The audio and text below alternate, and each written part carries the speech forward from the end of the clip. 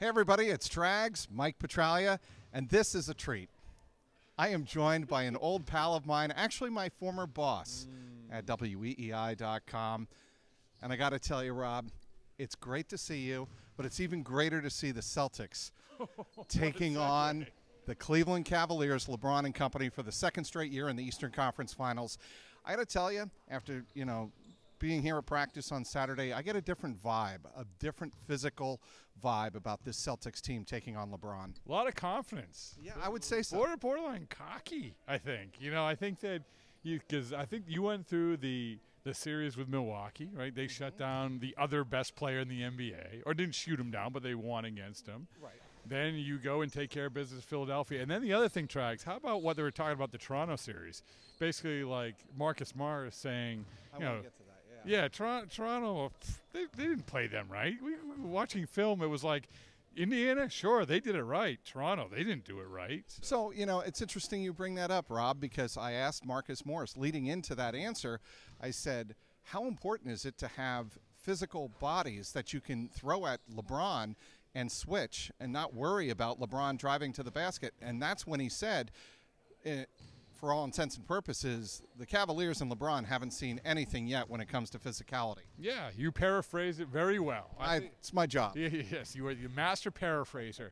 But that's what both Marcus Morris both insinuated, that the Celtics do things differently.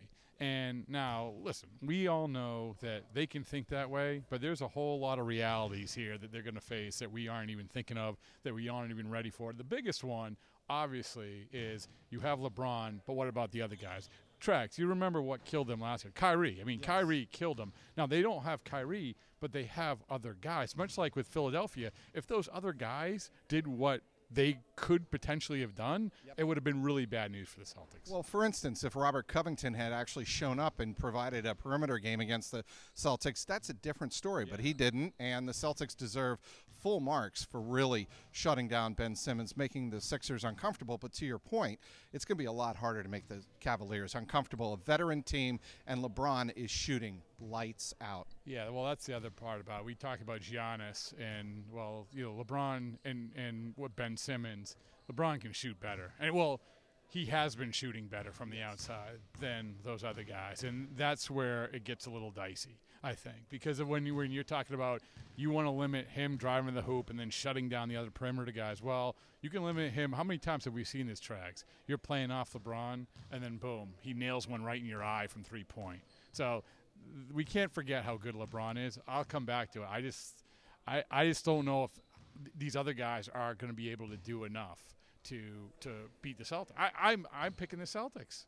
The way I think the Celtics or the Cavaliers are going to attack the Celtics, ball movement. If you're going to play physical, the one thing you can do to counter that is move the ball around the perimeter. And the Cavaliers, with guys like Kyle Korver, J.R. Smith, people forget about J.R. Smith, and Kevin Love playing at an elite level again, that's going to be the thing that I think the Celtics are going to have to make an adjustment to. Yeah, it's a good point, Trax, because I think another thing, you compare the Philadelphia series with this series, and when they were talking today, you got that vibe of, Philadelphia had similar guys, but Cleveland has more experience about doing it, right? I mean, the J.R. Smiths of the world, the Kyle Korvers, they can do the – Philadelphia has some of those guys, but these guys know what it takes to move, to your point, move the ball around, make things a little more uncomfortable. Now, we also know they can be streaky players, so we'll see. But the vibe that you got from the Celtics today was, number one, confidence, but also respect for Cleveland because they've been there and done that. All right, let's talk about two players, the two star players who are obviously not dressing up for this series, Kyrie Irving and Gordon Hayward. Their impact in and around the team. Gordon Hayward was at the shoot-around here on Saturday in Waltham, and Kyrie Irving has been counseling, if you want to use that word, Brad Stevens, about what to expect from Cleveland at this round of the playoffs. What do you think those two players can have in terms of an impact off the court? Yeah, off the court, sure. On the court, nothing. I mean, come on. It's a nice story. It's a great story, but I think they can provide some insight. But this is like, Lawyer Malloy going to the Buffalo Bills, giving the plays. It's like they know the plays. And Gordon Hayward, I love the fact that, we just want to see, Gordon Hayward in existence. living, breathing on a basketball court, and he did. He was for the walkthrough, as you pointed out. Kyrie, I don't know. I mean, the thing is that they've played Cleveland this year with Kyrie, without Kyrie, and so they know what they're getting into. I think that for Kyrie, the biggest thing here's the biggest takeaway from Kyrie being here, not playing for the Cavs. Yes, right? absolutely, no question. That's it. That's it. I don't know. He can give inspirational speeches. He can talk to Brad Stevens.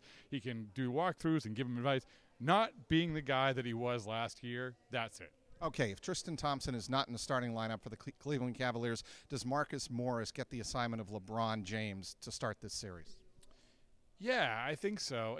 Because, one of the things that – and Morris was good talking today, and one of the things he said was when Danny Ainge signed him, this was one of the first conversations they had, right? He said, we are signing you or we are trading for you to help guard LeBron James. I mean, how many times – that's how good LeBron James is. That's how important he is. But how many times do you hear someone actually admit that we got you in part to guard this guy? So if that's the case, I would imagine he's going to be guarding him a lot.